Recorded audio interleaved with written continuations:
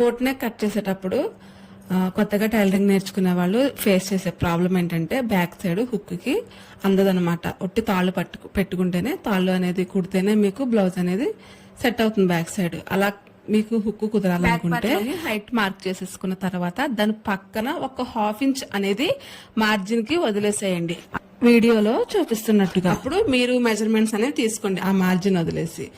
అప్పుడు back open cut చేసినప్పుడు ఏమైతుందంటే హుక్స్ కాజాకి ఖర్చు ఉంటుంది, అలాగే హుక్ కూడా ఖర్చు వస్తుంది అనమాట. ఒకవేళ ఫ్రంట్ ఓపెన్ పెట్టి బ్యాక్ హుక్ కావాలనుకోండి, మీ ఫుల్ షోల్డర్ మెజర్మెంట్ ఎంతైతే ఉంటుందో దానికి ఒక 1/2 ఇంచ్ యాడ్ చేసి షోల్డర్ అనేది మార్కింగ్ చేయాలి.